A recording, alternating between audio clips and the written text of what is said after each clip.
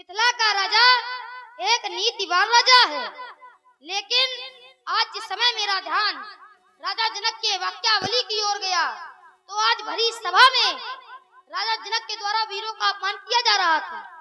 मैं यह विचार करने लगा, राजा जनक के द्वारा वीरों का अपमान क्यों किया जा रहा है? क्या राजा का प्रण वीरों के लिए था? जब मैंने विचार किया तो पाया राजा का प्रण तो केवल राजाओं के लिए था। राजा के प्रण में एक आरक्षण लगा हुआ था। वो आरक्षण क्या था? तो कहा, बोले वंदी वचन और सुनो सकल महिपाल। राजा के प्रण को जिसमें बंदियों ने सभा के मध्य में सुनाया, किसे सुनाया? वीरों को सुनाया। क्या धरा के वीरों के लिए प्रण किया? ना तो केवल सुनो सकल महिपाल। महिपाल माने राजा होता है, महिपाल माने वीर नहीं होता। आज केवल राजाओं के लिए प्रण था, आज केवल महिपालों के लिए प्रण था, तो अपमान भी केवल राजाओं का होना चाहिए था, ना कि इन वीरों का। लेकिन आज राजा जनक के द्वारा भरी सभा में कार्य राजाओं के लिए किया गया और अपमान धरा के वीरों का किया जा रहा है। वीरों की जात का अपमान किया जा रहा है, क्योंकि ये वसुंधरा वीर भोग्या वसुंधरा है।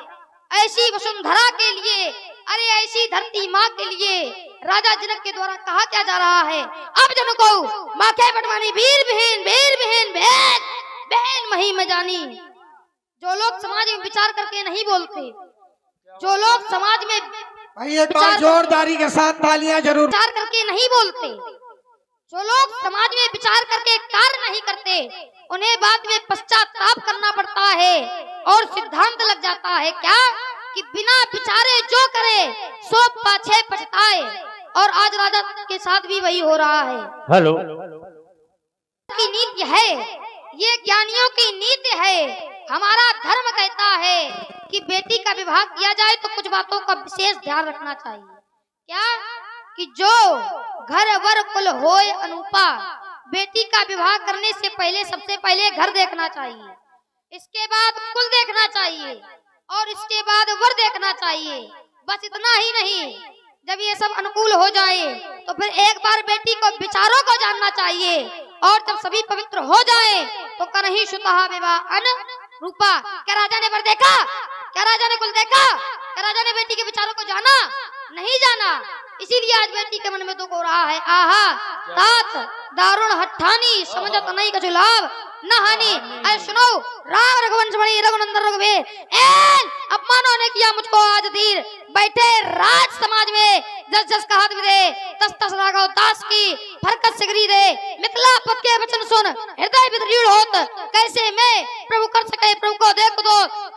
सच्चा योद्धा सच्चे छत्री अपमान नहीं सह सकते हैं। अरे जिनको सुनने की चाह नहीं वो कैसे रह सकते हैं? रघुवीर राम जी के होते, अरे ये अनुचित वाणी कह डाली है, ये अनुचित वाणी कह डाली है। कैसे कि हे नाथ बैठे मंच पर कौतुक अनोखा देखिए, गेंद समधनवा टटवड़े ने कन देखिए। अरे यार धरणी पर धनवा पड़क, कच्चे घड़े सब फोड़ दूं, गहनगिरी की छल मारे सिंध की गति रोक दूं। ये धनुष चुटकी से मसल जो भाती छत्रक दंड के रूप आज दिए स्वामी धनवान खंड के। जनक कहे जो बहन दिल पर तीर बैठे हैं, जिगर को तोड़ बैठे हैं, कलेजा चीर बैठे हैं। बोलिए श्री लखनलाल की। और आप है पर क्या करे, सामने रघुवीर बैठे हैं, लहू का घोट बेकार रह गए आज रघुवंशी। ना मानो पूछ लो, यहाँ तो वीर बैठे हैं, अभी तलवार चल जाती जो होते रघुवर।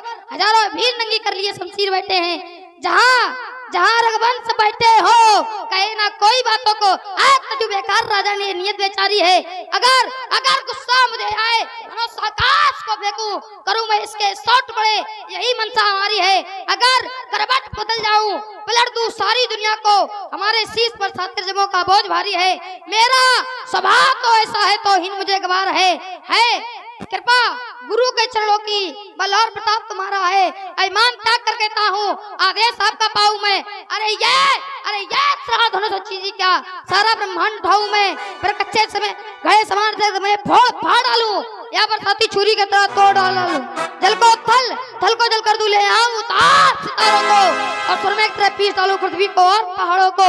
मिल जाए संकेत तुम्हारा, क्या से क्या कर जाऊं मैं, हर ज्वाला को राख बना दूं, स्वयं अले अंगार बनूं मैं तोरो।